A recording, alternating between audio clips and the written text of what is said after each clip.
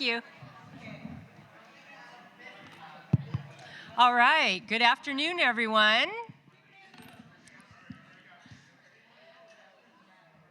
All right, folks.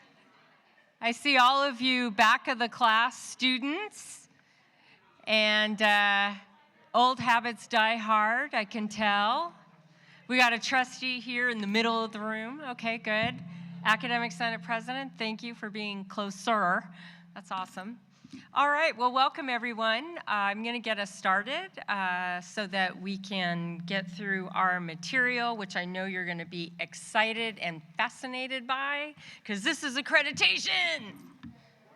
Woo! I know, see, it's exciting. Okay, so welcome to the Accreditation Forum. We're doing Accreditation 101. As you know, I'm Dr. Erica Androgenis, and I am Superintendent President here, and I have three massively amazing co-presenters. So would you like to introduce yourselves? Hi, everybody. I'm Dr. Keller Maganaw. I'm the Acting Vice President of Academic Affairs, also your Institutional Research Executive Director. And, the Accreditation Liaison Officer. That's why I'm sitting here. Yes. Good afternoon, everyone. I'm Dr. Tara Carter. I'm in the Department of Anthropology. I am currently the chair of the Curriculum Committee. I'm Vice President of the Academic Senate, and I'm one of the faculty leads here. I'm Matt Mooney from the History Department, and I am the Faculty Distance Education Coordinator. Great, thank you everyone. And hello to everybody out in Zoom. You didn't get a yummy lunch, so, or maybe you did. You came and you got your food and you left, so okay. So they could watch from their offices, and I know they're all watching carefully. So again, welcome to the Accreditation Forum, which we're calling Accreditation 101. And we are really excited to talk to you about the accreditation process that we're about to launch. So here we go. There we go. Okay, so every good talk or class has student learning outcomes, right? So these are what we're going to learn today. This is our Accreditation 101 syllabus.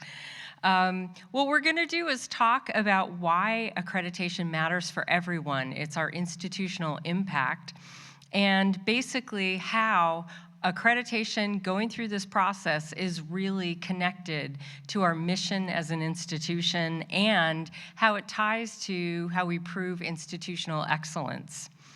We're going to talk about the cycle timeline because we have key milestones that we need to meet, and our process starts basically right now, and I'll talk a little bit more about that in a few minutes.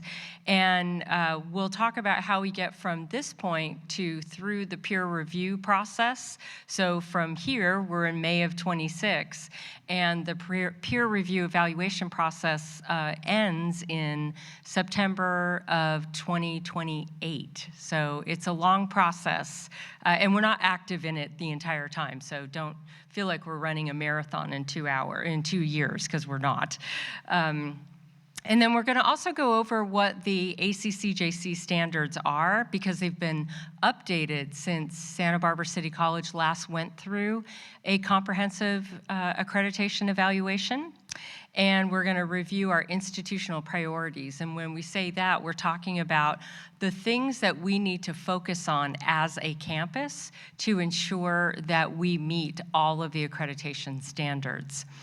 And we're going to talk about the ICER development, and you are going to hear ICER so very many times over the next 2 years. And what it stands for is Institutional Self-Evaluation Report. And basically, we're going to talk about how and what an ICER is and how it gets created and how it moves through the participatory governance process, because it isn't just, back in the day, 20 years ago, a lot of colleges could get away with just a couple of key people sitting in a closet, typing something up and submitting it, and then a team came and all of that. That's not possible anymore because the standards are very clear that this is a reflection of the institution. It's not just one person writing what they think is happening here at the college. And then lastly, we're going to talk about your role in this process. Because as I've noted, it's a collective effort. And there's no one place for everyone to be. So it's a question of where's your spot in the process. Okay, so who is the ACCJC?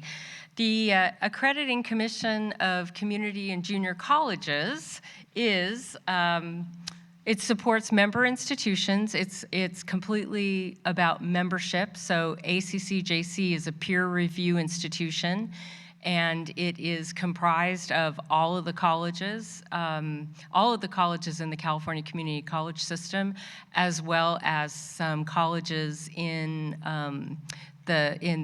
like Guam and some private colleges, and as well as in the Micronesia and other places. So it's not just California. And all of the people who serve on peer review teams come from the colleges represented by the ACCJC. So we are truly reviewed or evaluated by our peers.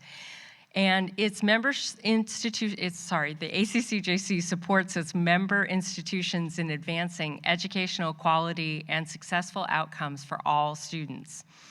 Very important point, this collaboration fosters institutional excellence and continuous improvement through innovation, self-analysis, peer review, and application of standards. The idea here is that accreditation should be an ongoing conversation and an ongoing process.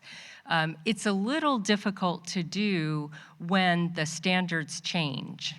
So part of the reason we haven't had a tremendous amount of dialogue leading up to now is that the last visit was under a different set of standards. Even the midterm report was a reflection of those standards, and here we are in a different set of standards. And so going forward, we really will try to keep this conversation going because accreditation applies at all times, not just every 7 or 8 years when you're going through the review process. So just want to point that out. And also to let everybody know that sometimes you might see ACCJC referenced as WASC, Western Association of Schools and Colleges.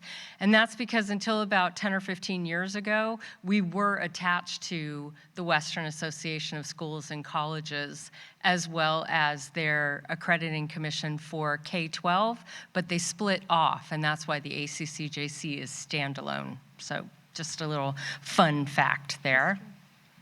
History. A little history from the historian. Okay, so before I talk about the new ACCJC, I'm going to talk about the old ACCJC. And the old ACCJC was one that the focus was gotcha. How can we come to your college and figure out how you are not meeting the standards? And that was very much the push, the flavor, everything about how the ACCJC did things until about 2016, 2017 was very much in that vein. We're going to come and figure out what you're doing wrong and how aren't you meeting the standards. And that emphasis on what people weren't doing, also or colleges were not doing, led to a lot of inconsistencies. So 2 colleges could be doing about the same when it came to meeting the standards, but depending on what that visiting team was like, if they were more, let's, look under the hood and figure out what the problem is, that college might have a problem, but this college doesn't. And this is a single college district, but it was particularly a problem in multi-college districts where you'd have a district with 3, or in the case, 9 colleges, and 2 colleges could be doing something exactly the same. One team would say, you're doing a great job, and another team would say, I don't think you're meeting the standards. So there was a lot of inconsistency depending on the teams. And they were also very sanction heavy. So 20 years ago, 10 years ago, a lot of colleges were on warning, probation. Really it was, again, what are you doing wrong? And it really led to pushback, which is how we got here. So the new ACCJC has a new focus. And that focus is very much student-centered. It's very much, what is the student experience? It relies heavily on evidence and outcomes focused. That's one of the reasons why Matt is doing everything he's doing when it comes to distance ed, because there's a lot to talk about in terms of evidence and outcomes. It's why student learning outcomes are important, and it's why we're working so hard on program review, because this is the push, this is the focus of ACCJC, and there is a desire for alignment and connection across the college. And as we'll talk about in a few minutes, that's also why program review is important and why we've revamped it to look at instruction, student services, and operations as 3 parts of the college, and how do they come together. Now, the good news for colleges is that the new standards that went into effect in 2024 are down to 30, especially because we're not a multi-college district, from it was 127 standards, and they were highly duplicative. You would address institutional research, institutional capacity, student learning outcomes, all kinds of things. You would wind up writing about them in Standard 1, and then again in Standard 2, and sometimes in Standard 4, and it was highly repetitive. And so the ACCJC, about 8 years ago, or 6 years ago, pulled together a group of folks to rewrite the standards, and we are very fortunate to be under the new standards. Okay, so why accreditation matters. It ensures institutional quality and integrity, and basically what it does is it gives a peer review team, outsiders, the opportunity to come to the college and say, this is great. You guys are doing a great job. Look at what Santa Barbara City College is doing for their students, is doing for their faculty and their staff. It also helps the college focus on mission alignment. Now, in the old days of accreditation visits, what would happen is your visit was coming, right?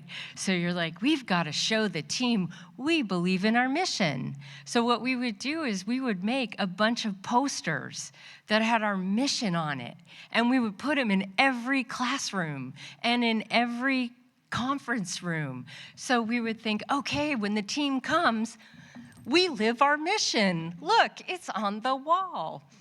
The new standards, they might be a little less interested in making sure we know how to put the mission on the wall as we're living it day to day in what we're doing. And again, very student focused. How does this impact students? And over the next year, as we work our way through this process, we'll have other opportunities to have conversation about the process. And I believe that I and some other folks who have been on accreditation visits will come together and talk about what those visits are like, and kind of some of the humor of the visits, as well as what to look out for. But anyway, it's going to be very focused on what is the student experience and how are we meeting the standards. Now, so that's purpose. Now, power, this is what I like to call the carrot and the stick, because we have to be accredited as an institution in order to gain state recognition for programs. In order to gain state funding, it is actually in Title V that we must be accredited by a regional or recognized accreditor in order to get our apportionment, and we must be accredited for federal financial aid. So Years ago, there was a staff member on the ACCJC who used to start every speech by saying, accreditation is voluntary. Like, there is nothing voluntary, because if you don't have it, you can't give out financial aid. And then the process, and that is an in-depth self-assessment, again, what we're talking about, the ICER. We have an external peer review group who comes, or team who comes, and then we have a focus site visit and peer team report, and then the final commission decision. And just to talk a little bit about what the model is like, and it's called a formative summative model. And the best way to look at that is that the college submits its ICER to the commission, and it's provided to the team who's been identified to come to our college. And they spend the first part of the process in the formative stage. So they review and analyze the college's ICER and the evidence. And then they come together, so they do that, they have their first meeting virtually in February, and then they'll come together in March in person, and in that meeting in March, they will have the conversation where they talk about the team report, because the team report, even though they won't come here until September of 28, they will have already written the team report, they will have drafted it in March, because they've done all of the analysis. And part of it is because they're accepting that the ICER describes what we're doing, and they believe it. So again, the old ACCJC, the perspective was, well, sure, you said that in the ICER, but prove it. Do you have 6 years of agendas and minutes for every one of your committees? You know, I mean, it was that kind of thing. The team instead here, they're looking at our report. They're forming their assessment of our report. And they develop core inquiries, which we'll talk about in a few minutes. And they provide those core inquiries to us in March or early April, and then we will have until August to respond to those core inquiries. And what they are just basically questions that the team has, and we will prepare to do that. And then the focus site visit is the summative part of the process, and that's when they review, where the team comes here and they review, they acknowledge our responses to the core inquiries, and they may even have additional questions. And here's the timeline. And I do want to say that, so we're here today at the Accreditation Forum, but hopefully some of you were at the September 3rd presentation that we had from our Regional Vice President, Kevin Bontenball from the ACCJC, because he came to talk about the process, knowing that we were going to get this going. So that was kind of point 5 of the process. And then today is the Accreditation Forum. The ICER is due to the ACCJC in the fall of 27, basically in December. And then, as I said, the ACC team will review in spring, and then the focus site visit will be in fall of 28. And then the commission will meet the following January. So we're starting this process today, but we won't actually know the official outcome of the process until January of 2029. So it's not exactly a sprint. So with that, I will turn it over. Thank you. Okay, so accreditation, as you've heard, is really based on this concept of standards and meeting standards. So the ACCJC, as Erica described, has really developed standards that are very student-focused, and our job is to ensure that we're telling the story about how we're meeting the standards. And the standards are really to provide our institution with a framework of how we best meet our mission and serve our students.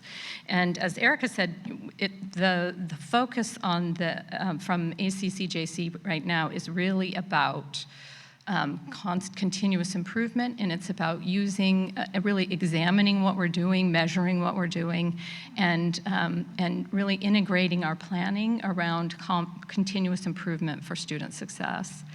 So as Erica has mentioned, so we have these standards we have to meet. The ICER is really the way that we communicate how we're meeting those standards. And I wanted to provide this quote from the ACCJC in their description of what the ICER is, and it's a self-evaluation to assess sustained alignment with the ACCJC standards. So the point here is that the standards are our roadmap. And so what I wanted to do with the next few slides is to give you, if we're going to write to the standards, if we're going to tell them that we should be reaccredited, we have to understand what are the standards and what are we supposed to be doing. So the next few slides are really about just identifying what the standards are, and the way that I've laid out these slides, you'll see the next four are laid out exactly like this. There's the focus, demonstrate, and explain. And these are basically what these are is, what is the standard? And demonstrate that you're doing something, and then how, telling them how you're doing that. And each of these slides you could read roughly across. So what is the thing we're supposed to do? What do we demonstrate, and how are we doing it? But today I'm going to be focusing on the way we organize. The development of the ICER is more like the down. So it's the what. For this standard, what are we going to be looking at? And then I'll just basically go through these to let you know what each of the standards are about. And this is part of what we'll be doing to develop teams to be involved here. So this is kind of a place for you to pay attention, like, okay, if I'm going to be involved with a team or supporting a team, they are organized around these standards. So the first standard is about mission, academic quality, and institutional effectiveness.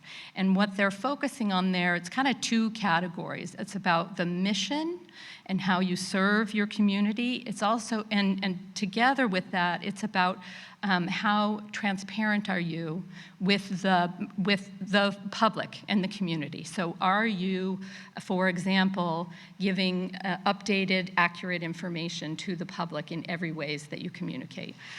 Then the second are about academic quality, about quality of programs and services to students, and a real focus on, do you measure institutional effectiveness? So do you look at, how are we doing? How do you know when you're successful, and how are you measuring that? So here it's really about focusing on the quality of the education and knowing how you're successful with that. So how are you demonstrating those things? You're demonstrating that all areas of the college support the mission of the college, and you demonstrate that you are, with integrity, you're communicating with the public and giving accurate and transparent and honest information. And then the next two are about measuring how successful you are at serving students. So you're looking at student learning outcomes, and you're looking at service outcomes. And we want to be able to demonstrate that we are doing that continuously. We are continually assessing that. And then we use that information, so we define what our mission is, we measure how we're doing, and then we use that information for planning and for improvement, continuous improvement. And so the explain is what it is. What do we have to do? We have to explain how integrity and transparency are maintained throughout the college in our daily operations. How do you know that you're effective, and how improvement decisions are made using data? So that's what Standard 1 is all about. Where am I pointing? There we go. Whoop, here we go. I went too far. Way too far. Okay, Standard 2. Oh, by the way, I wanted to mention that just before we got started, we got another trustee in the room. We do. So Trustee Stoddard is here, and I want to point out that as a ratio of constituents, I think that means that the board is winning here today. Because we don't have that many people in person. Yay! Well done. All right, back to the numbers. Standard 2, student learning programs and support services. So here we're talking about the crux of what we do, about our educational programs. So where the focus is on the quality of instructional programs and on learning supports, like our library and tutoring services, effective student support services, and measuring equity and access across student populations, and also that we have clear pathways to completion, so related to our counseling and our communication of degrees and programs and so forth. And I'm not going to read all of these slides, but essentially the crux of this one is, so if you're thinking about who you are in the room, who are going to be the folks that are working on this particular standard? Well, it's going to be a lot of folks in student services, learning support services, and of course, our faculty. Okay, so standard, I'm spastic on this. Okay, I'm gonna put it down. Standard 3 is about your resources. So who in the room is gonna be involved here? So the focus here is on the human and the physical and technological and financial resources of the college, and making sure that our physical plant and our fiscal resources and everything align to the purpose of our mission. And a critical piece here is that that our resource allocation is sustainable and that's really focused on the needs of the college and meeting the mission.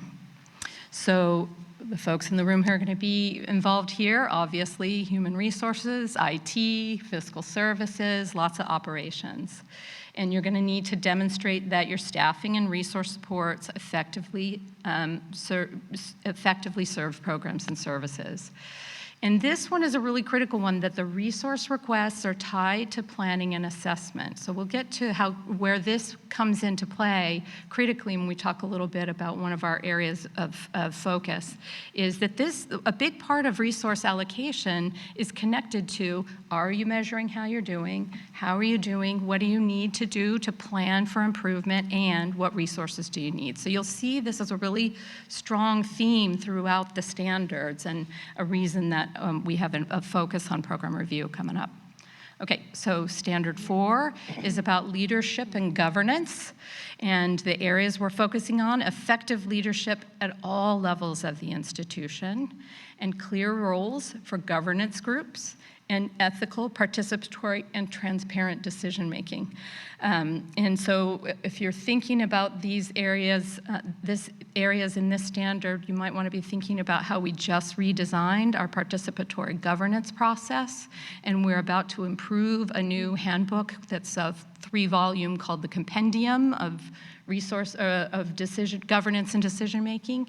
And so that's all about being very clear and transparent about how does everyone across the college participate in that from their area of expertise in guiding decisions that are made in the college, and how are those decisions made. So we're in a good position that we did that work over the last couple of years, and we will actually be implementing some of those changes that have come forward.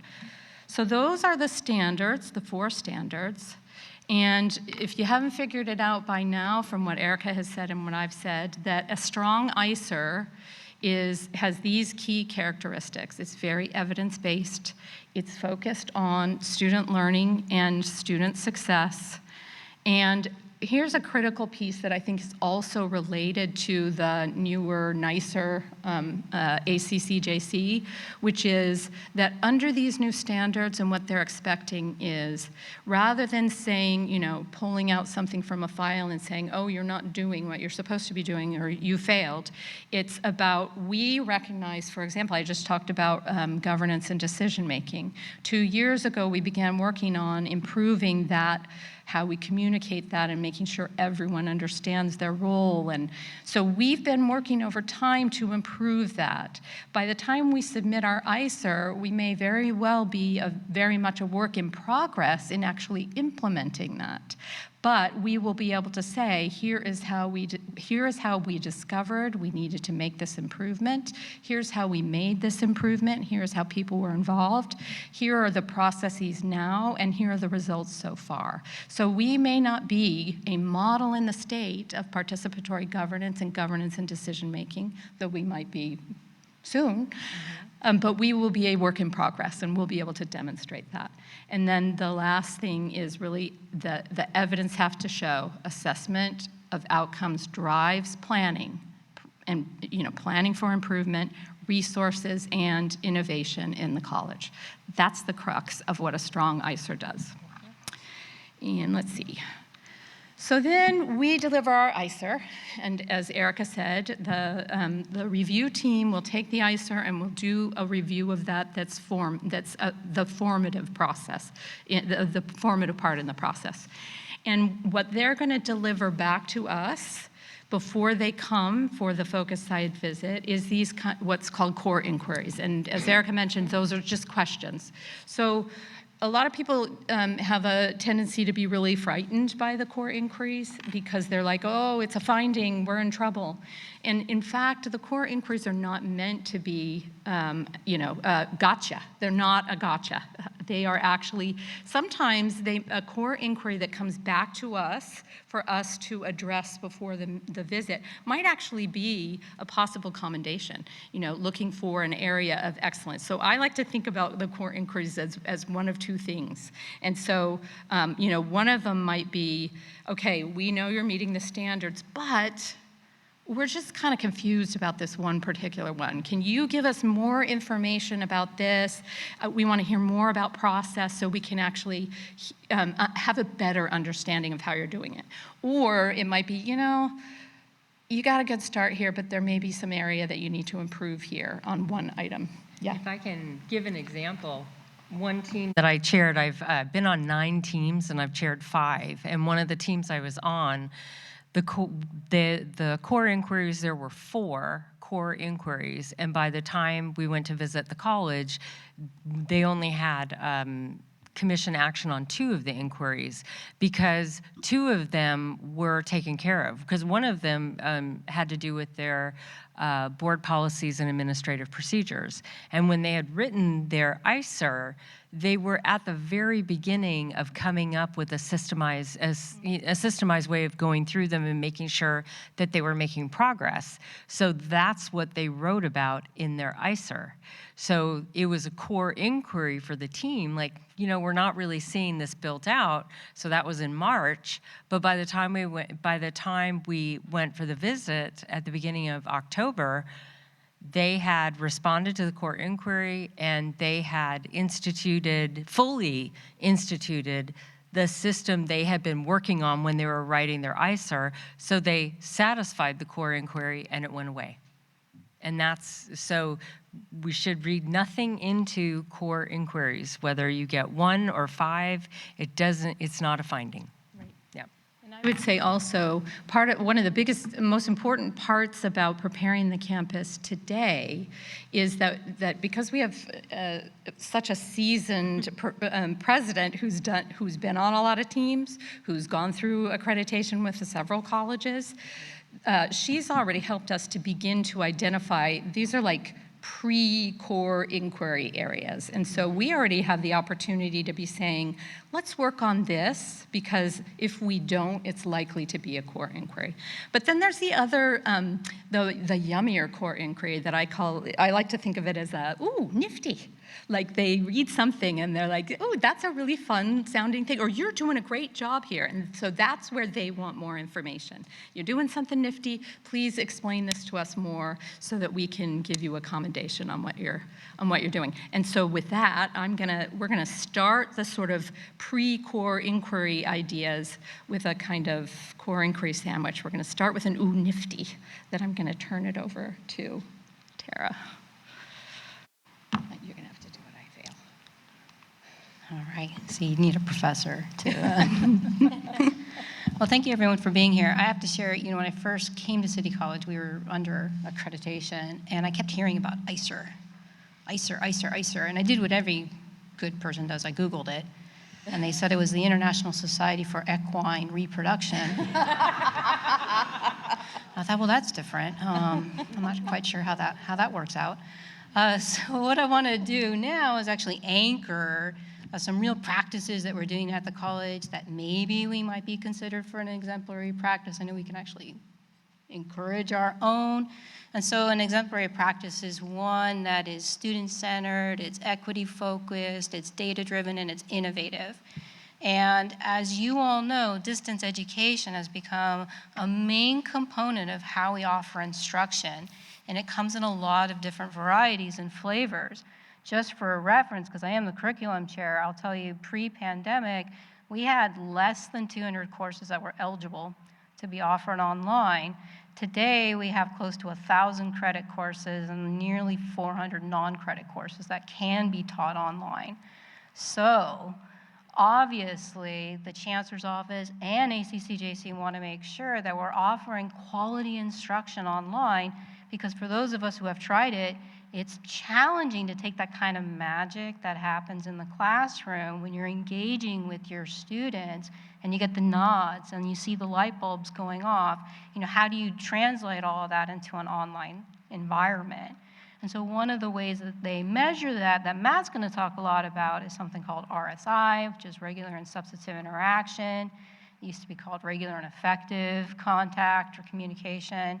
And what it is, it's essentially engagement. It's how do you engage with the student? How do you deliver the content of the course in an engaging way for a student in an online environment? How do students have the opportunity to be participants in that engagement? Well, they do some participation through written assignments, and we provide feedback on it, but what else can we be doing? And I have to share with you that this college has a far more rigorous approval process for offering online instruction, because while we're required by the Chancellor's Office to have something called a distance addendum attached to our course outlines of record, we took that call slightly more seriously. And it just so happened that during the pandemic, a lot of things were moving around at the state level, and a lot of things were moving around with ACCJC. And they created, ACCJC, a whole set of quality standards and a rubric that we adopted here at the curriculum committee and completely rewrote our distance education questions. And we thought so strongly about RSI that we have 2 questions on it. And some folks get a little rattled. Like, other colleges, it's just a checklist. I say I do discussion boards and I'm done. I'm like, no, that's not quite enough, because you would never show up in person and say, here's a discussion board. We're done. All right, so we thought very purposefully about how to, at the beginning, at the course design, create that engaging environment. And curriculum has worked with departments as a whole to figure out what that looks like for your discipline. How does it look differently from something that is synchronous versus asynchronous versus hybrid versus high flex, all of the different permutations. So while some of you may have gotten like, why is Kathy O'Connor constantly on me about redoing this question? Because it matters. It matters. RSI is one of the crucial defining differences between an online course and a correspondence course. It's what determines whether or not students are eligible for federal financial aid. So it truly matters. So I would say that we have here at City College, we can boast and be really prideful of the hard work that folks have been doing on their course design, which has involved staff, particularly like at the Faculty Resource Center. We have to work with scheduling all the time. Like, can you schedule this if we build it? And they're like, oh, okay, right? So, and of course our faculty. So everybody's been a player at it. It's one of these moments where so many different constituents have come together to attempt to pull off this engaging environment for our students. So this is an example where we were proactive. And it likewise, because it's now part of the course outline of record, it becomes a data set for faculty when they're doing program review. So here's what we said we do in our course design. How are we meeting it? How are we actually implementing it? And with that, I'm going to turn it over to Matt, who's going to start to talk about how ACCJC will likewise see if we are implementing it with the transition to know that for the faculty in the room, you now know one of our broader initiatives is that you now not only have to do training to teach online, but you have to constantly update it through recertification. And so here's this beautiful marriage that's happening in the timing of our accreditation and our recertification. So Matt. Advance it. I can try. So good afternoon, everybody. Tara did a fantastic job of giving you the context, the big picture, and I'm going to talk just a little bit about the details, the practicalities of how we're trying to push forward with this. And a number of you have already heard me talk about this because I spent the semester visiting committees and individual departments. But I think it's okay to mention it again and again and again because ACCJC is putting special focus on distance ed on this cycle, right? And before I forget, I threw this QR code in just for anybody who's interested. That will take you to a page that I created in collaboration with the FRC, who's fantastic, by the way. What you'll find here are resources that will support the distance ed effort with accreditation. And it will also take you to a link to a course that I built with the FRC. And the thing about this course, for anybody who teaches fully online at SBCC, as Tara mentioned, we have this recertification process in place finally, right? And then we have the accreditation process that we're pursuing. This course takes those two initiatives and puts them together into a single course. By the time faculty work their way through the course, they're recertified to teach for three more years, and at the same time, they're prepared for accreditation. So if anybody's curious or if colleagues are wondering what this is, tell them, look, you'll get recertified and you'll prep for accreditation all at the same time. So maybe the next page. And then just in terms of what we're doing or how we're trying to prepare. So for one thing, the piece that I'm focusing on is actually pretty narrow, right? It's just DE, and it's only fully online courses. So if you have any portion of your course that is taught face-to-face, that's outside the scope of what we're doing here, right? But if you teach fully online, and a good number of us do, the ACCJC is going to be taking a look at a sample of our online courses. And the way that they're going to be looking at them is through something that Tara mentioned, RSI, regular substantive interaction. So what does that mean? Basically, the way they define it, they define 4 different categories of interaction. You don't have to do all 4, but they are looking for at least 2 categories of interaction on a regular basis throughout the course, whether it's a 6-week, 8-week, 16-week. And real quick, when I talk about these categories, what do we mean? Category A, which is live synchronous instruction. This was big during Zoom, not so much now, but some people still do it. That's one. The second one, category B, is probably the most common, individual feedback to students. Hopefully, everybody's doing that. You can check that off. Another category is class-wide feedback to students. And then finally, D, facilitating discussion, like in discussion forums. 1, 2, 3, 4. You've got to be doing consistently 2 of those 4. And that's what they're going to be looking for. So here's the thing. On the face of it, we would assume, well, yeah, of course we're doing that. We're good teachers. Why do we even have to talk about this? And in the fall, I spent much of the fall semester talking with other distance ed coordinators across the state, I think 9 in total, who are deeper into this accreditation process than we are. And they all had trouble, all of them. And what they told me, what I heard consistently was not, oh, our faculty aren't doing this. They said, no, our faculty are engaging in RSI, they're interacting with their students, they're sharing their expertise.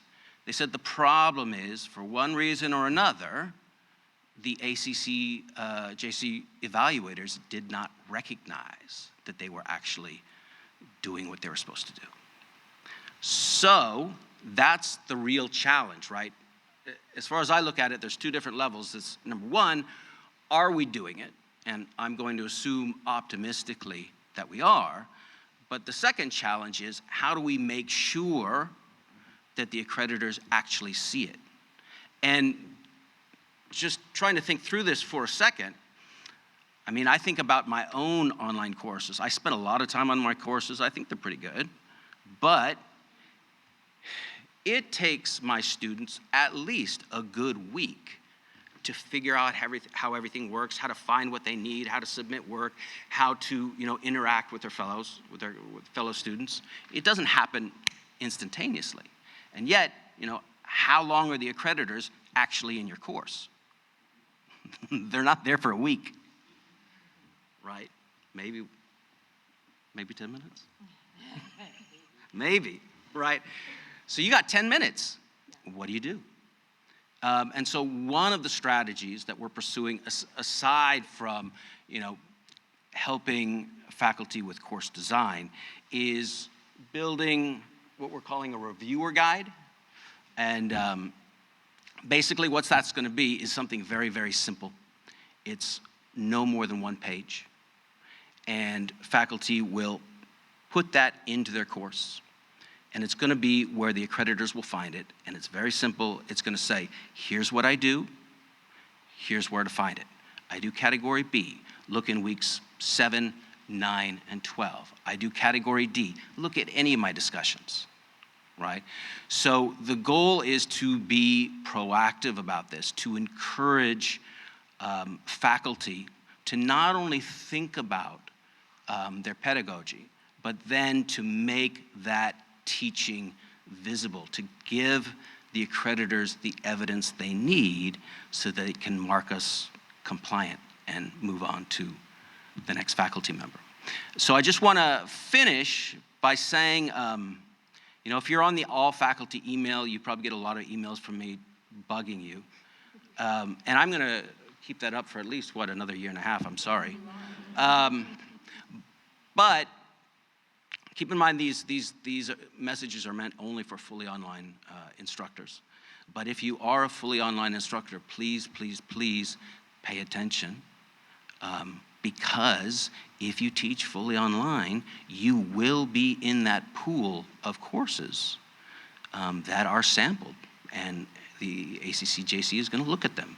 And so I'll finish with this. Our target is fall 2027, because the accreditors will be looking at completed courses that are finished at the end of fall 2027. So our courses need to be solid by the end of that semester, fall 2027. And if you have any questions, concerns, anyone, please feel free to reach out. I'm always happy to hear from folks.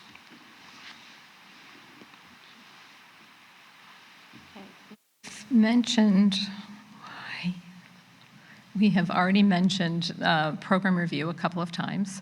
This, and that's partially because, it's an area that we recognized needed some work at the college, and I'll talk a little bit about why that was in a minute, but I just want to sort of focus on what we needed to do with program review is we needed to make sure that all areas of the college are participating in program review. So instructional, student services, and operational units all have to be participating. Every unit should be doing what ACC-JC is focusing on, which is, define how you know when you're successful. How are you measuring that?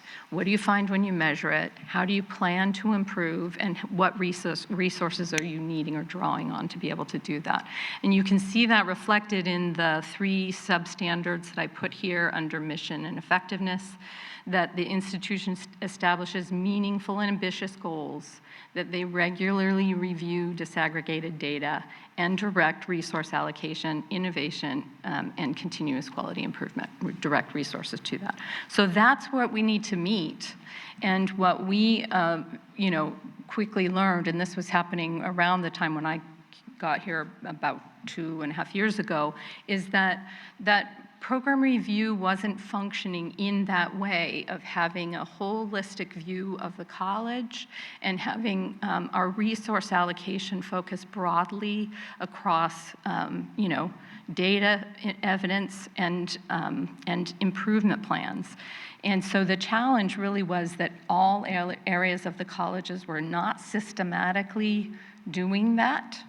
And what we quickly learned, and this was done before I got here, a lot of analysis, actually it was partially from the last accreditation visit, was that program review historically at this college was designed specifically and exclusively for instruction. So the process for program review was working fairly well for instructional programs. But as the college really recognized that an operational unit, fiscal services, or a student services unit, counseling, needed also to be doing program review, when they had the template that was being used for program review, they were like, this is irrelevant. This doesn't have anything to do with what we do. And so there was not a lot of motivation for participation. So obviously, if it's designed for instruction, but all areas need it, the obvious key to fixing the problem is to redesign both the process and the tool that you use to measure. So that's what the colleges have been involved in the last couple of years, and Dean Michael Medell has been spearheading that effort. We're about to get approval of a new process and new templates. We're about to be implementing a new software that will help us to keep track of everyone's program reviews and so forth. And so that redesign effort will have each area of the program, and instructional units will have one template. Student services have a different template that asks them to examine their processes and what are the measures that they're using to say, how do we know when we're successful? And likewise for operational units as well. And then the real crux is to make sure that your evaluation is driving innovation and identifying resource needs. So all of this has to come together. Everybody out on their units are measuring and making plans, and it has to come together in an integrated way in budget development. So a lot of people have I'm going to stop and say there's a really important piece here that I think people need to understand. Resource allocation tied to program review does not mean, oh, those programs that show they're doing a great job get more money. That's not what it's about. It's about a program says, this was our goal, this is where we are in that goal, we still think that's an important goal, and we have a plan for improvement that will require this new instructional tool or this extra part-time person to do X that's not happening in this operation. That's what we mean when we say that planning and program review is tied to resource allocation. So you're saying, here's how we're doing what we're doing to meet our mission. Here's how we're measuring. Here are things we need to do to improve, and this is what we're going to need to get there. That's the critical piece, and that is an area that we really have to make sure that we are implementing that program review process, because now with the redesign, we are meeting the standard, but we were in fact not meeting the standard before. So those are kind of the areas of concern for our core inquiries, and I want to end on a positive sandwich, right? That's the sandwich, right? So I'm gonna. I think it is too. I'm going to have Tara describe again another possible area of exemplary practice. Thank you. So obviously, program review includes course review, and everything starts with a course. And I remember very clearly when I started teaching here, I was so impressed because there were so many opportunities for professional development to improve my teaching practices. And one of the groups I joined really early on was our Effective Learning Institute, or our ally. And our ally was stressing that student success is equity focused. Equity focus does not mean dumbing down the standard of the course. It doesn't mean reducing the rigor. It means making the content of the course relatable for the student so that they understand why they're taking the class, what they're going to do with it. They can see themselves in it. And I remember, as part of this process, everyone at the Ally said, well, that's great. We all as individual instructors can adopt these practices, but how do you get everybody to do it?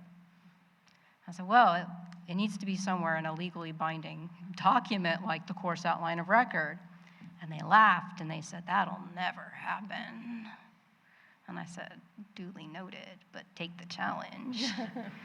So when a spot opened up on the curriculum committee, I took it and I kind of had the audacious desire to dream big, and I approached the committee and said, can we talk about adding DEIAA, or diversity, equity, inclusion, accessibility, anti-racism, to our course outlines of record? And they said, well, we'll be curious about it. Give us a presentation. And we did. And they said, okay. So the curriculum committee actually underwent some training to try to think about what that looks like in a legally binding document like the course outline of record. And what we quickly decided on is that this cannot be just something added to the core. It has to be the fabric of the core. It has to be included in the content, included in the SLOs, included in the textbook selection. So what we did is we designed 4 questions that prompt instructors and departments to review all elements of the core through that DEIAA lens. And I have to champion our college because there was no resistance to doing this. We created at CAC a website that cost $0 because I use Google Sites. Not very well, but I did. And we just started training folks on how to do it. So I go to departments and we think about what this looks like for your department. And now it's in the core. So whoever teaches that course, you say, here are our standards that we're trying to meet. And then when you update the core every 5 years, then we say, how are we doing? Right? And you get to reflect again on those same questions and update it continuously, which is why it ties to program review. So I will say that we did this a full year before it became required. It is now required in Title V. We did it a full year ahead of that. We didn't wait. We just did it. And because we were, in fact, the first community college to require it in the core, I've been contacted by over 30 other California community colleges in our community for our questions on our website, and I gladly share it, pass it on. So here's just another example of us doing really innovative, data-driven, equity-focused work that we can, in the spirit of the new ACCC, champion some of our successes.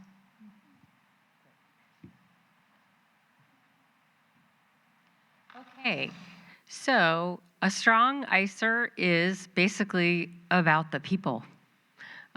Successful accreditation relies on diverse representative team from across the institution. So the 4 of us may be up here, but it's not the 4 of us alone when it comes to this process. It includes the accreditation liaison officer, that would be Keller.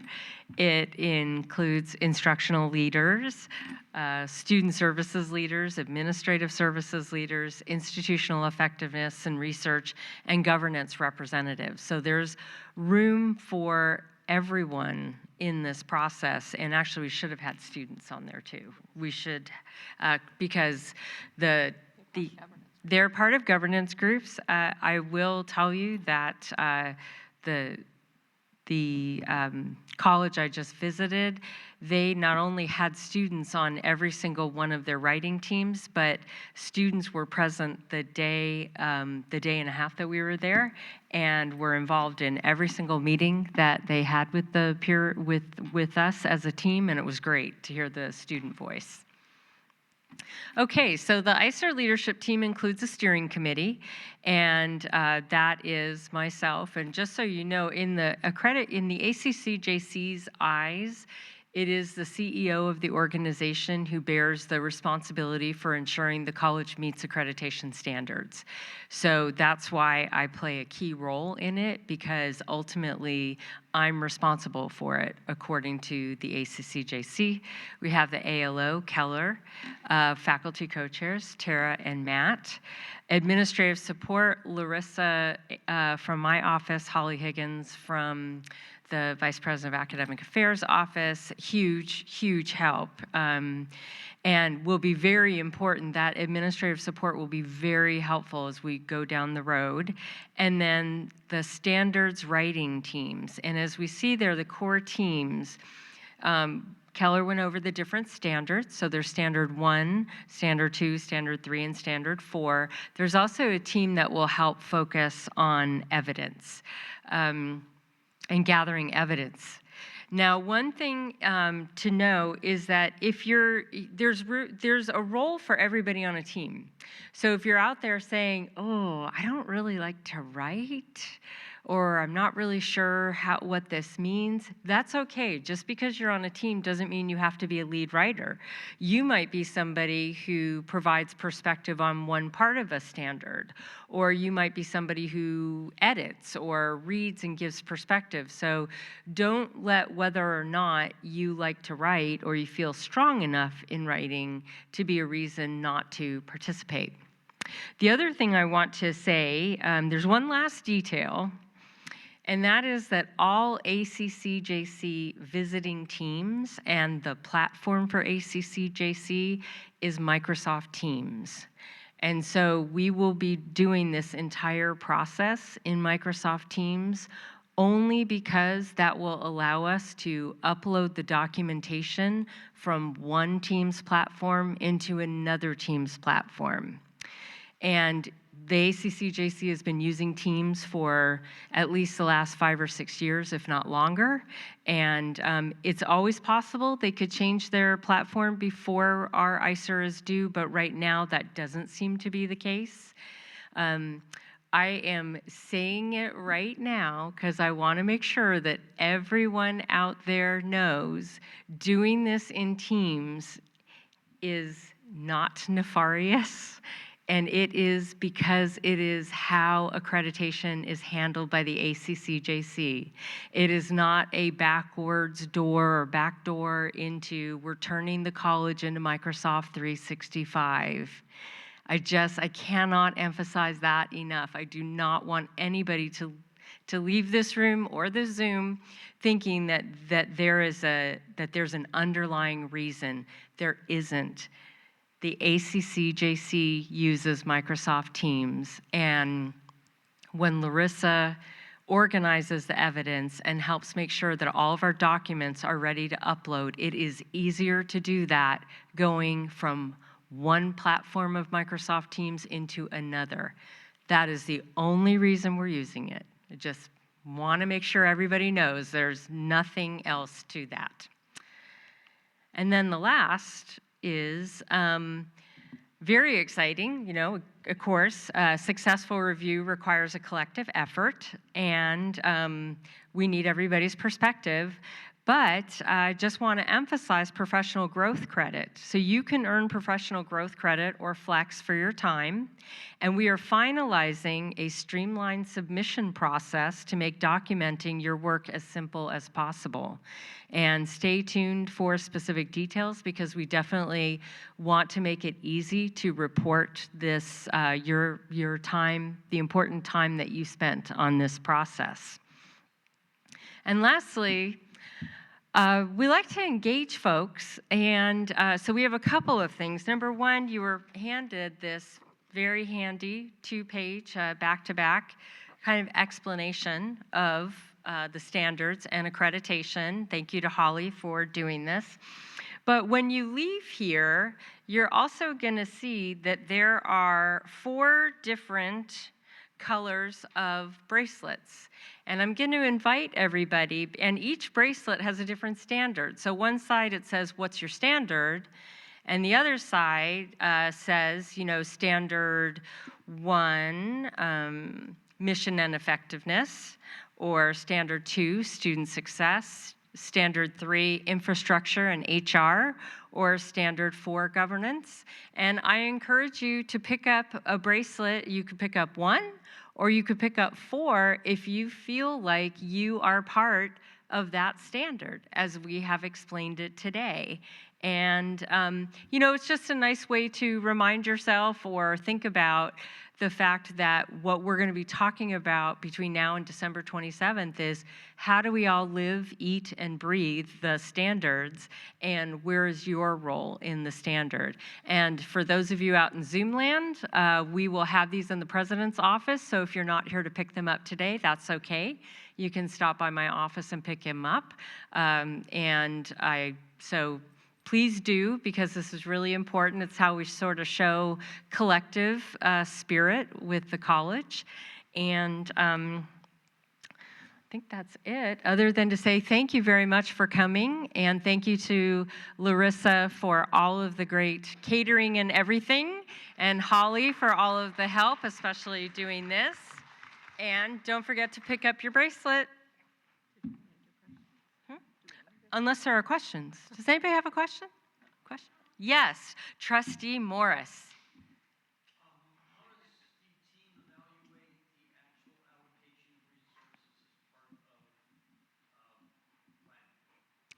The actual resource allocation, or? The review goes through and they come, oh, these are the resources we need to carry out. How do they evaluate the allocation of those resources? They don't evaluate the allocation, they evaluate the process of the allocation. And part of that is because that's what's important, that you have a process that is tied directly to program review and to student data, disaggregated student data, and institutional effectiveness goals and all of that.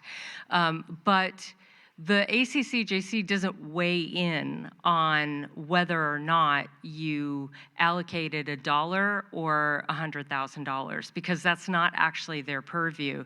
And that's actually been, I wouldn't say it's an ongoing issue, but over the years, the language, especially in Standard 3 with resources, has changed quite a bit, because there was a time when the word sufficient was there, so the college has sufficient personnel to deliver the instruction of the college, or the college has sufficient resources. Well, what's sufficient for one college versus another is highly subjective. So again, they're not weighing in on whether or not somebody got money. It's, did you have a process and was it tied to evidence? Other questions? All right. Well, thank you, everyone. Yay. Thank you, team.